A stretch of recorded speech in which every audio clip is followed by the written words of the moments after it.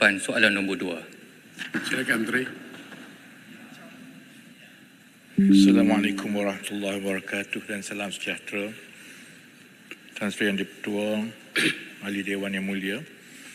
Untuk makluman ahli yang berhormat, sebelum ini kerajaan menentukan had pendapatan berdasarkan kategori kumpulan pendapatan dengan menggunakan cerapan data daripada Survey Pendapatan dan Perbelanjaan Isi Rumah ataupun HIES oleh Jabatan Perangkaan Malaysia.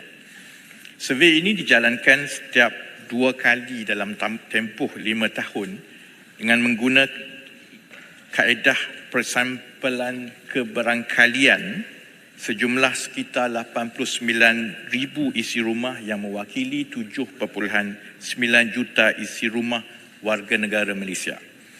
Survey terkini adalah HIES 2022, antaranya merangkumi data pendapatan dan perbelanjaan isi rumah, kemiskinan bilangan isi rumah dalam setiap kategori kumpulan pendapatan. Secara umum, sekarang dan sebelum ini, kategori pendapatan terbahagi kepada 3 kategori utama iaitu T20, M40 dan B40.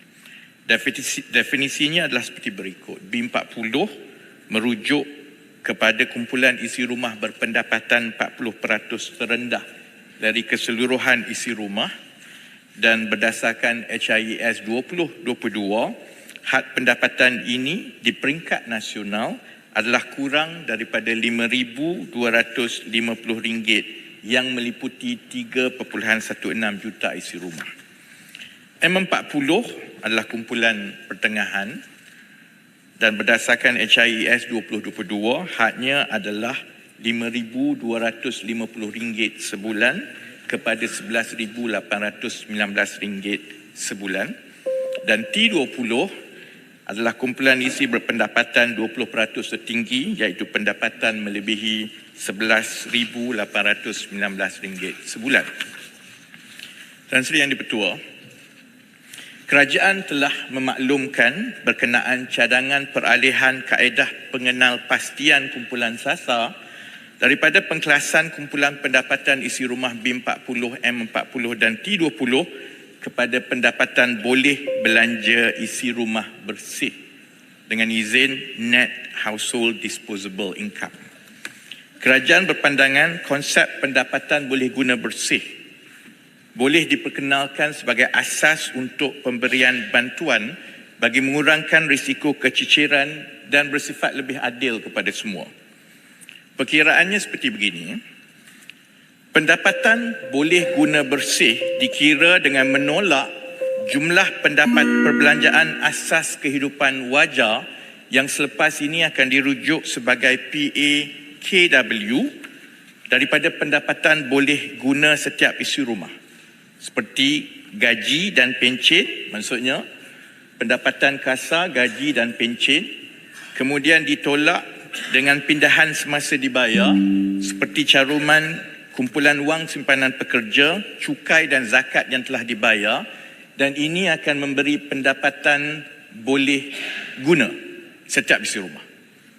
Daripada itu, kita kemudian akan menolak apa yang dipanggil perbelanjaan asas kehidupan wajar PAKW yang merujuk kepada kos keperluan hidup untuk menjalani kehidupan bermakna dengan izin decent living serta berbeza mengikut lokasi dan jumlah isi rumah yang meliputi kos makanan, pakaian, tempat tinggal, utiliti dan pengangkutan. Definisi dan metodologi PAKW ini adalah menggunakan metodologi daripada International Labour Standard dan mengambil kira kos sara hidup yang diukur berdasarkan gaji wajar. Jadi kita menggarapkan beberapa masalah yang timbul sebelum ini dengan pengkelasan B40, M40 dan T20. Kemudian berdasarkan pula saranan-saranan termasuklah daripada Bank Negara Malaysia dan amalan lain yang lebih baik di negara lain, bahawa sebarang penentuan pengkelasan itu mestilah mengambil kira kedudukan yang unik, baik dari segi isi rumah, baik dari segi lokasi dan sebagainya. Cadangan peralihan ini adalah untuk memastikan penyampaian dasar sosioekonomi yang lebih cekap dan berkesan. Selain itu, kerajaan juga mempertimbangkan penggunaan pendekatan berasaskan indeks dalam menentukan kelayakan penerimaan bantuan sosial dan kemiskinan. Pendekatan berasaskan indeks akan mengambil kira kelayakan penerima bantuan secara lebih luas, tidak hanya tertumpu kepada pendapatan isi rumah. Contohnya, sekiranya pada satu ketika di masa akan datang, kerajaan akan menambah baik ke arah penggunaan indeks.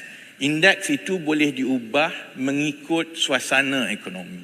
Jadi kita, kalau ada sekali lagi contohnya, seperti gejala wabak yang berlaku secara meluas, yang ada kesan kepada pendapatan dan kedudukan sosioekonomi isi rumah, indeks itu boleh diubah supaya kita dengan segera mengambil kira keadaan ekonomi yang terkini, di samping mengambil kira juga perkara-perkara lain yang melambangkan kehidupan yang wajar tetapi tidak boleh diletakkan asas wang. Contohnya akses kepada internet, akses kepada pendidikan dan sebagainya. Tan Sri yang diputus, saya minta 1 minit lagi. Peralihan kepada dua pendekatan baru ini akan disokong oleh pembangunan pangkalan data utama ataupun PADU. PADU merupakan inisiatif di bawah anjakan besar subsidi bersasar dalam kajian separuh penggal RMK 12 yang dibangunkan sebagai rujukan berpusat bagi menyiasatkan bantuan. PADU berperanan sebagai pangkalan data komprehensif untuk membantu kerajaan merangka dasar dan program pembangunan termasuk program sosioekonomi dan pembaskian kemiskinan secara lebih menyeluruh.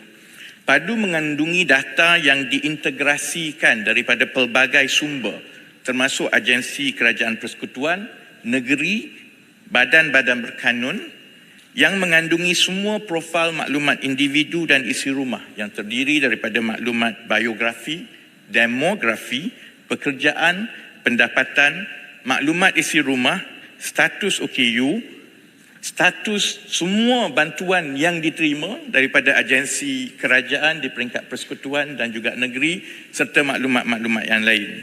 PADU akan digunakan sebagai rujukan utama untuk bantuan sosioekonomi yang merangkumi antaranya program pembasmian kemiskinan dan juga program subsidi bersasar yang akan dilancarkan. Pelaksanaannya akan dibuat secara berfasa dengan fasa pertama telah bermula pada Januari 2024 yang kini dalam peringkat memberi ruang kepada keluarga dan isi rumah untuk mengemas kini dan mengesahkan data-data pentadbiran yang diintegrasikan daripada semua jabatan kerajaan. Terima kasih Tan Sri Yang Dipertua. Sila Macok. Terima kasih Tan Sri Yang Dipertua, terima kasih kepada Yang Berhormat Menteri atas jawapan panjang lebar